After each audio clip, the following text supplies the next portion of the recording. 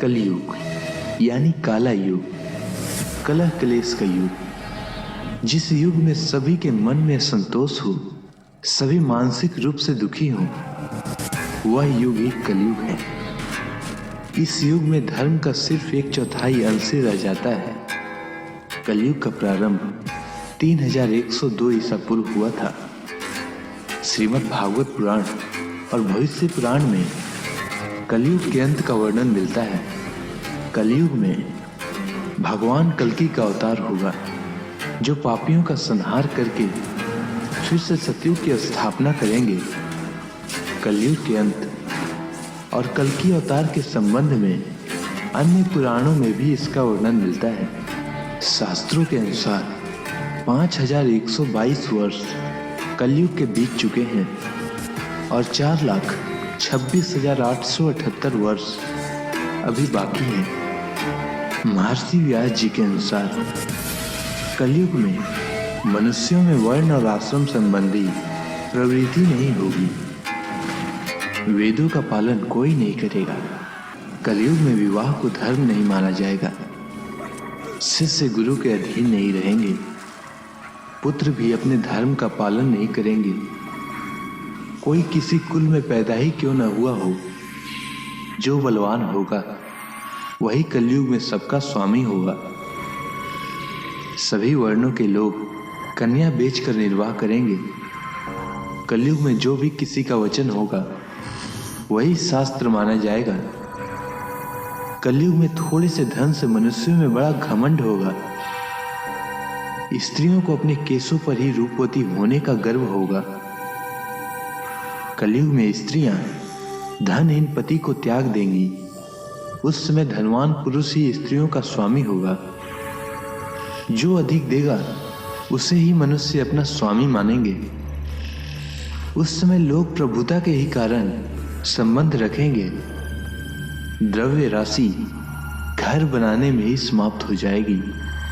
इससे दान पुण्य के काम नहीं होंगे और बुद्धि धन संग्रह में ही लगी रहेगी। सारा धन उपभोग में ही समाप्त हो जाएगा। कलयुग की स्त्रियां अपनी इच्छा के अनुसार आचरण करेंगी। हाव भाव विलास में ही उनका मन लगा रहेगा। अन्याय से धन पैदा करने वाले पुरुषों में उनकी आसक्ति होगी। कलयुग में सब लोग सदा सबके लिए समानता का दावा करेंगे। कलयुग की प्रजा बाढ़ और सूखे के भय से व्याकुल रहेगी।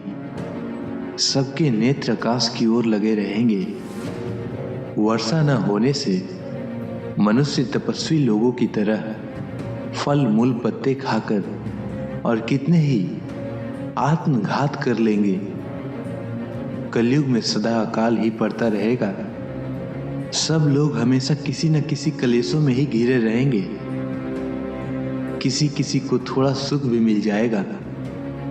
सब लोग बिना स्नान करे ही भोजन करेंगे। देव पूजा, अतिथि सत्कार, श्राद्ध और तर्पण की क्रिया कोई नहीं करेगा। कलयुग की स्त्रियां लोभी, नाटी, अधिक खाने वाली और मंद भाग्य वाली होंगी। गुरुजनों और पति की आज्ञा का पालन नहीं करेंगी तथा पर्दे के भीतर भी नहीं रहेंगी। अपना ही पेट पालेंगी। क्रोध में भरी रहेंगी। देह शुद्धि की ओर ध्यान नहीं देंगी तथा असत्य और कटु वचन बोलेंगी। इतना ही नहीं, वे दुराचारी पुरुषों से मिलने की अभिलाषा करेंगी। ब्रह्मचारी लोग वेदों में कहे गए व्रत का पालन किए बिना ही वेदाध्यापन करेंगे। गृहस्थ पुरुष न तो हवन करेंगे न ही सत्पात्र को उचित दान देंगे। वनों में रहने वाले वन के कंद मूल आदि से निर्वाह न करके ग्रामीण आहार का संग्रह करेंगे और सन्यासी भी मित्र आदि के स्नेह बंधन में बंधे रहेंगे। कलयुग आने पर राजा प्रजा की रक्षा न करके बल्कि कर के बहाने प्रजा के ही धन का अपहरण करेंगे। मनुष्य संस्कारहीन होते हुए भी पाखंड का सहारा लेकर लोगों को ठगने का काम करेंगे। उस समय पाखंड की अधिकता और अधर्म की वृद्धि होने से लोगों की आयु कम होती चली जाएगी। उस समय 5, 6 अथवा 7 वर्ष की स्त्री और 8, 9 या 10 वर्ष के पुरुषों से ही संतान होने लगेंगी। घोर कलयुग आने पर मनुष्य 20 वर्ष तक भी जीवित नहीं रहेंगे। उस समय लोग मंदबुद्धि, व्यर्थ के चिन्ह धारण करने वाले बुरी सोच वाले होंगे।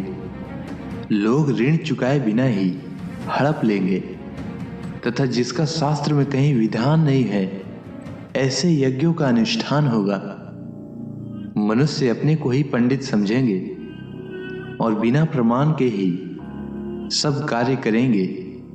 तारों की ज्योति फीकी पड़ जाएगी, 10 दिशाएं विपरीत होंगी। पुत्र पिता को तथा बहुएं सास को काम करने के लिए भेजेंगी।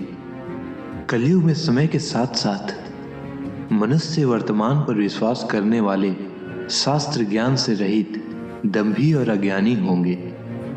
जब जगत के लोग सर्वभक्षी हो जाएं, स्वयं ही आत्मरक्षा के लिए विवश हों तथा राजा उनकी रक्षा करने में असमर्थ हो जाएंगे, तब मनुष्यों में क्रोध लोभ की अधिकता हो जाएगी। कलयुग के अंत के समय बड़े बड़े भयंकर युद्ध होंगे। भारी वर्षा, प्रचंड आंधी और जोरों की गर्मी पड़ेगी। लोग खेती काट लेंगे, कपड़े चुरा लेंगे, पानी पीने का सामान और पेटियां भी चुरा लेंगे। चोर अपने ही जैसे चोरों की संपत्तियां चुरा लेंगे। हत्यारों की भी हत्या होने लगेगी। चोरों से चोरों का नाश हो जाने के कारण जनता का कल्याण होगा। युगांत काल में मनुष्यों की आयु अधिक से अधिक 30 वर्ष की होगी। लोग दुर्बल, क्रोध, लोभ तथा बुढ़ापे और शोक से ग्रस्त होंगे। उस समय रोगों के कारण इंद्रियां क्षीण हो जाएगी। फिर धीरे धीरे लोग साधु पुरुषों की सेवा, दान, सत्य एवं प्राणियों की रक्षा में तत्पर होंगे। इससे धर्म के एक चरण की स्थापना होगी। उस धर्म से लोगों को कल्याण की प्राप्ति होगी। लोगों के गुणों में परिवर्तन होगा और धर्म से लाभ होने का अनुमान होने लगेगा। फिर श्रेष्ठ क्या है, इस बात पर विचार करने से धर्म ही श्रेष्ठ दिखाई देगा। जिस प्रकार कर्म से धर्म की हानि हुई थी, उसी प्रकार धीरे धीरे प्रजा धर्म की वृद्धि को प्राप्त होगी। इस प्रकार धर्म को पूर्ण रूप से अपना लेने पर सब लोग सतयुग देखेंगे।